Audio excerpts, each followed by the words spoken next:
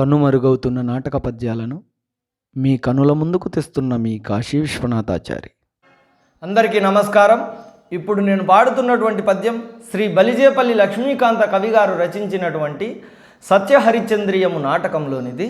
ఈ పద్యం ఉన్నటువంటి సందర్భం హరిశ్చంద్రుడు అలాగే తన భార్య అయినటువంటి చంద్రమతీదేవి, వారి కుమారుడు లోహితాసుడు, అలాగే హరిశ్చంద్రునితో అప్పు వసూలు చేయడానికి నక్షత్రకుడు, వీరు నలుగురు అడవిలో ప్రయాణం చేస్తూ ఉంటారు. దారి మధ్యలో నక్షత్రకుడు దాహంగా ఉంది, నీరు పోయమని హరిశ్చంద్రుడిని అడుగుతాడు. అయితే అక్కడెక్కడ నీరు లేకపోవడం వల్ల నీరు తేవడానికి హరిశ్చంద్రుడు వెళ్ళడం జరుగుతుంది. ఆ సమయంలో నక్షత్రకుడు చంద్రమతీదేవితో అయినా అబద్ధం ఆడిద్దాం లేదా అధర్మమైనటువంటి పని ఏదైనా చేయిద్దాం అని చెప్పి, అమ్మా నీవు రారాజు బిడ్డవు, నీకెందుకు ఈ అడవులలో ఈ అవస్థలు పడాల్సిన అవసరం ఉంది, నా వెంటరా, నీ రాజ్యం అంతా నీకు ఇప్పిస్తాను, నువ్వు నీ కొడుకు మాత్రమే ఈ రాజ్యాన్ని ఏలుకోమని సలహా ఇవ్వడం జరుగుతుంది. అప్పుడు చంద్రమతీదేవి నక్షత్రకునికి చెప్పేటువంటి పద్యం,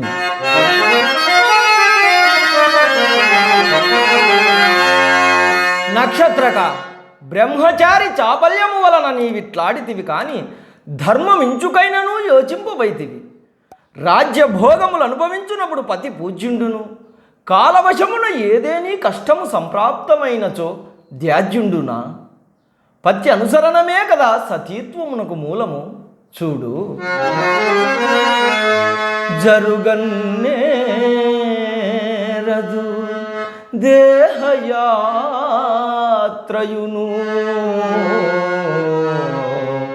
బిచ్చం బెత్తినంగాని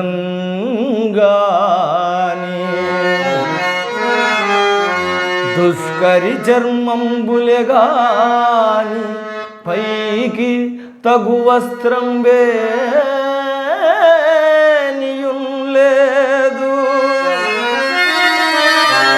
కాపురమా కష్టపు వల్ల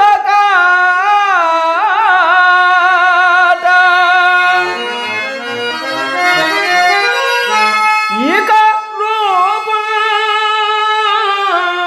చెప్పరాదు.